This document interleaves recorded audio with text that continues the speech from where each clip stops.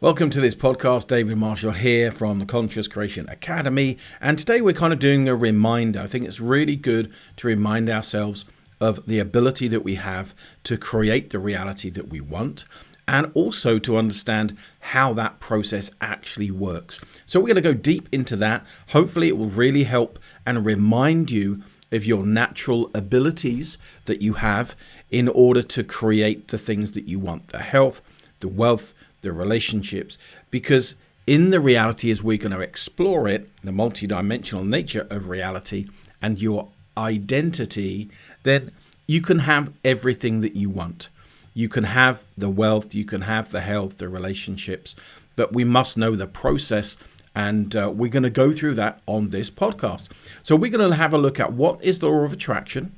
We're going to have a look, how does it work? What is the multidimensional model of the world? Because it's essential that we understand that. And of course, that brings up huge dilemmas with our belief system about ourselves, other people, New Age, ideas, religious, what is God, all that kind of stuff. That's all up for grabs. It all changes in that multidimensional model of the world and of our consciousness. And we're going to have a look at then the process of manifesting based on what we've talked about. So let's remind ourselves what the law of attraction is. So the law of attraction states that you get what you focus on. Whatever you believe, whatever you expect, whatever you choose to focus your attention on, in literal terms, energetic terms, will then be reflected back to you in the world. And that's what we call manifesting. So if you focus on ill health and that your body's going to fall apart as you get older, that will be the experience that you have. If you focus on health and that your body is healthy, it can heal itself. If anything does go wrong, that it's healthy by nature and that it will remain vibrant as it appears to get older, then that is what will happen. And it's the same with wealth. It's the same with relationships. It's the same with anything to do with how you experience your reality. The easiest way to think of the law of attraction is that it's literal. It's absolute. Whatever you think, whatever you believe about yourself and reality is reflected back to you. And one of the biggest mistakes I find people make is they kind of put a limit on that. They say, oh, yeah, but it's not, it's not my work, or it's not the government, or it's not this, or it's not that. It's everything. Absolutely everything. And you can go to theconsciouscreationacademy.com, download my book, The Dream We Call Earth. And there's a whole bunch of audios that will take you step by step through that process. So how does it work? Well, in order to understand how the law of attraction works, what we have to do is think about what it alludes to. And therefore, when we go back to manifesting, we've got a better kind of set of tools in our toolkit. So manifesting can only work if this is a non-physical environment. And that's really key to recognize, that you're not dealing with a physical environment. As many people have said, and I will I can prove to you, given some time, that this is a state of consciousness, not a physical environment. So that's why the law of attraction works. That's why what you think appears in your life, because it's really created through thought. But how does that relate to the multidimensional model? And how does that relate to the law of attraction? Well, the multidimensional model is one where it says that every time you have a thought, that reality is created. Okay, the multidimensional model states that time is part of our construct, i.e., time only exists within your mind. It's not separate from you. So if you imagine that this were a dream, we're dreaming of 2024 right now, that we can also have a dream of 1784 that will be just as valid, but they're happening at the same time. So what that means is that any event that you can imagine about yourself actually exists now. So that's the multidimensional. It's not just one dimension of activity, one world. There are limitless number of physical reality dreams, states of consciousness that exist, and that our consciousness spans all of those. There's a you for every single reality that you can think of. Now, what that means is that the law of attraction is not about forcing an event into a physical environment, the law of attraction operates because all realities exist now, all possibilities. And in the Seth material, the most amazing body of work, Seth used the term probabilities. And I know that some science uses that term. It's a good one. There are probable realities, limitless probable realities, that all exist at the same time.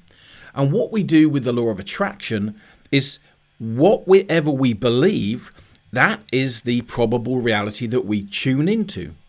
Okay, so just think about that for a second. It's not that there's a physical reality that we're forcing ourselves upon.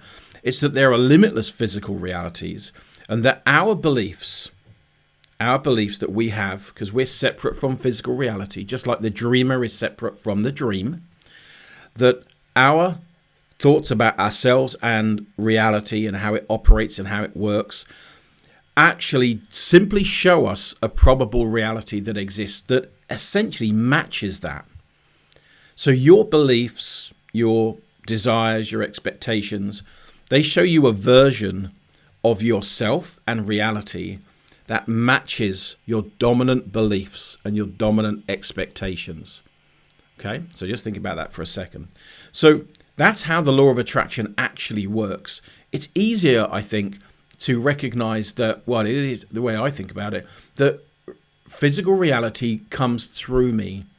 It's not that there's anything external. So if we recognize this as a state of consciousness, as a dream, then how does a dream happen? Well, it kind of comes through our minds. It's created literally through our thinking and through our minds.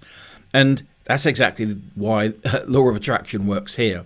So for me, often the law of attraction is interesting, and it's amazing to be able to do that and work with. And, I believe that's why we're here, to learn about the use of energy and consciousness and this type of thing. But it's also the fact that it alludes and it shows us a reality in a brand new way, just as quantum physics is doing. And it's interesting that the New Age, for me, having started back doing healing in 1997, full time, and then I was obviously healing for a whole number of years before that, that the New Age is essentially just going round in circles right now, still talking about chakras, still talking about, all the same stuff that it's talking about. It has not moved into a multidimensional model, and until it does, then people will not be able to master the law of attraction. They won't even have a chance to, because they're operating in the wrong system. They're using literally a very much limited view of reality, in which the law of attraction cannot really come to fruition in the way that if you swap your model over to the multidimensional model, then of course the law of attraction, internally we have much freer abilities. It opens up skill bases of manifesting that were unavailable in the old model. And this is why it's really important that we understand the multidimensional model. And of course, that means that not only is there one world for every day, for every moment, for every year, there's not just one God, one world, one self. There are limitless gods. There are limitless earths. There are realities that are completely non-physical, that never will be physical. There are consciousness, i.e. entities, personalities, souls, whatever you want to call them, that will never be physical, because why would they? This is one state of consciousness out of a limitless number. And so we have to go out there and begin to embrace these ideas, however much it kind of bakes our noodle a little bit. We have to go out there.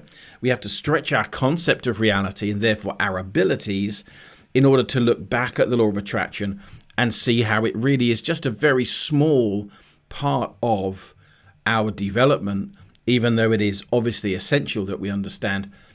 It's what we're understanding about the law of attraction, for me, is kind of more important. So let's get into the process of manifesting now that we've kind of unpacked that a little bit.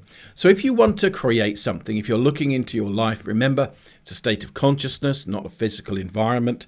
If you're looking into your reality, your thought-created reality, and you find there are things that you don't like, the first thing to do is recognize that you created it. And often we struggle with that. because there's a lot of emotion around it. But fundamentally, we created the reality that we have. So you've got to kind of just accept that, let yourself off the hook, do a big dollop of forgiveness, or let the guilt and the shame go, let all that kind of stuff and go, okay, because of course the multidimensional model states that time is part of our construct, then we need to let the concept of time and the past and the future go to a certain degree.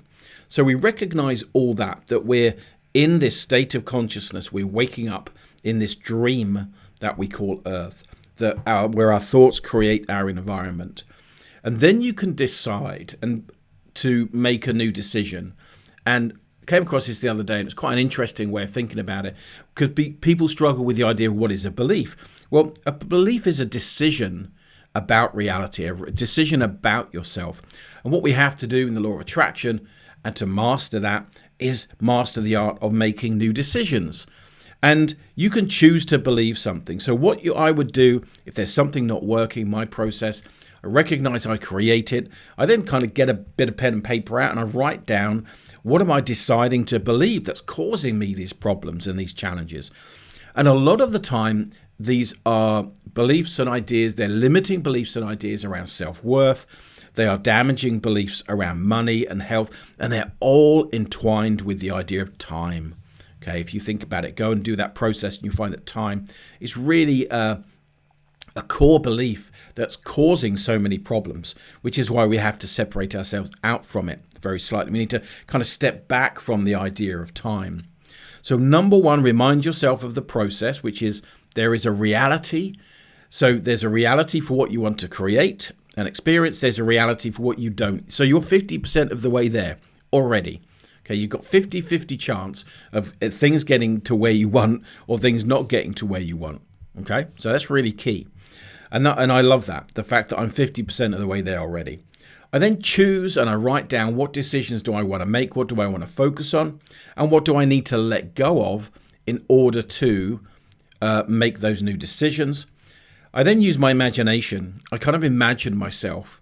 I will do 5 or 10 minutes each day imagining myself, what it will feel like to be in that environment, what it will feel like to experience that.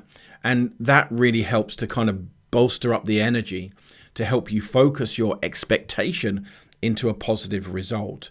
And I then let it go, because what I also then recognize, I do expect results to happen, but I allow reality in my inner self, because I'm part of a much broader consciousness, which has a very much more expanded view of reality than me. I allow that to just flow, to the process to work. And I really try to get out of the way, because I've got such a limited view of reality, unlike other portions of myself that are by their nature multidimensional. They have a multidimensional view. So that's the process that I use. I do expect things to change. I expect things to turn in my favor. I expect things to turn out for myself for good and for other people, because by nature, my out-of-body experiences and my psychic experiences all lend themselves to the recognition that reality is on your side. You know, you can lean into reality. You can trust it to deliver good things to you. And although you may have to adopt that belief, that's actually true. Cooperation, love are all innate parts of reality itself. So let's just recap. 1, the law of attraction is absolute. We need to recognize that. You can't take control of something if you are not taking responsibility for it. So it's absolute within your life.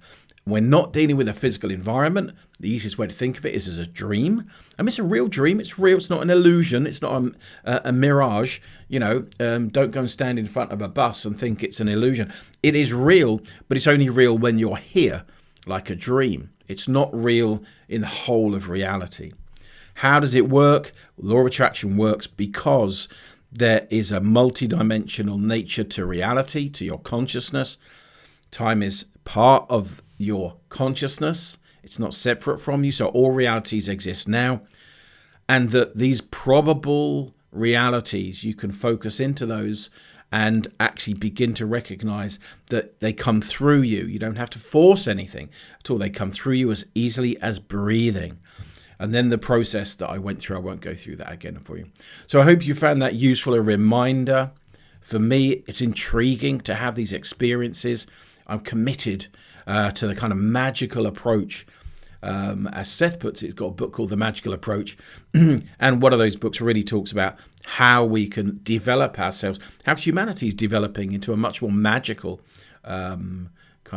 creature, if you like. But it's all dependent on us embracing a brand new model of the world that science is beginning to understand.